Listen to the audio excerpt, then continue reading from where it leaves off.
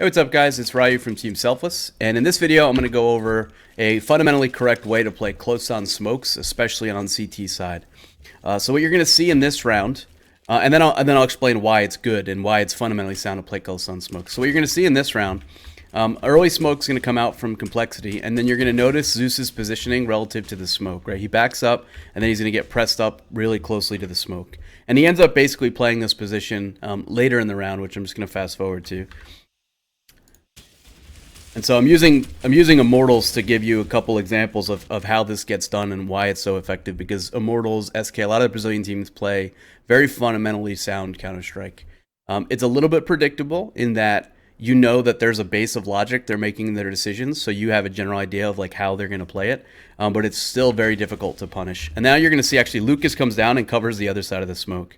So both players are very, very close to the smoke, and one of the players for Uber is going to run through the smoke, not even going to get a chance to get that kill at all because Lucas is going to see him coming through first. So that's kind of the first point on one of the reasons you want to play close to smokes, is because any T coming through that smoke, especially if they don't jump, you're almost always going to see them first, and you're almost always going to have like a good like quarter to a half of a second to get that first kill.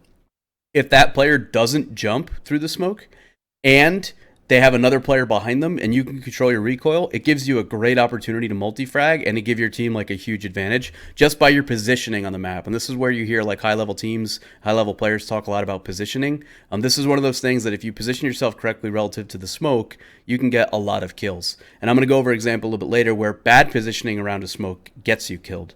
So they're going to get a bunch of kills, and you see Zeus is still lurking on the other side of the smoke. He doesn't get this kill here because he's got a mag 7 and the range is a little bit too long. But if he has like a pistol or an AK or a FAMAS, he probably gets that kill. But regardless, leaves his team in a 2-on-2. They know where both players are. Both players are really low. Mortals is going to clean up this round. And now on the next round, you're going to see basically the same exact thing, except on the other side of the map from a different player. And this time it's going to be Phelps. And you're going to see this smoke comes out. He's going to walk to the position really close to the smoke. And this obviously just they can't hear him get to this position. He's pretty safe. If he were to go up on those barrels and complexity were to kind of pre-fire or spam that, he would get killed. So this is a very, very safe position. And now you're going to see, like, as they come out, one player is going to come out through the through A main, and Bolts and Phelps are going to combine to just literally wipe this out like in half a second. Like this round ends super quick. Phelps is just lurking on the other side of the smoke. Another great example.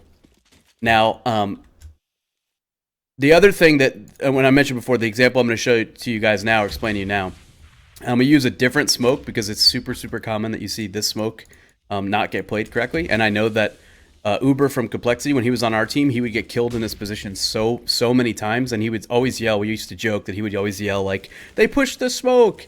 And the reason he would get killed wasn't that they were pushing the smoke. It's that he was standing like 15 feet away from it. So whenever he got blinded from a flashbang in the smoke, he would literally get killed because he was in the open. So you're going to see a smoke's going to come out eventually from this player here in the doors, right?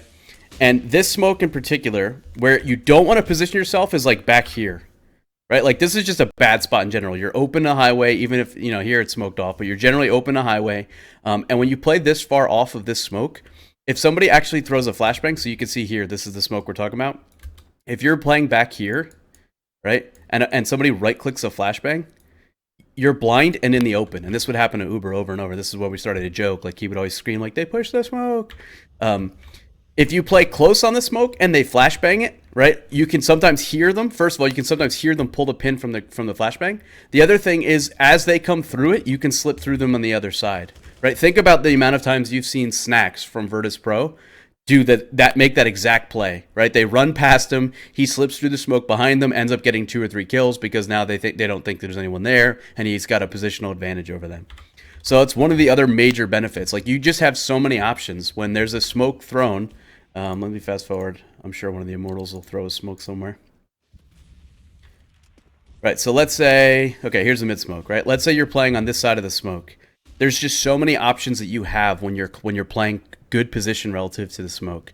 If they run out and they don't jump, we talked about that you get that first kill, like if you have good aim, 80-90% of the time. Very high percentage kill. If that first player doesn't jump, which doesn't require you to move your crosshair in any crazy direction, and you can control your spray, a lot of times you're going to get a double kill off this.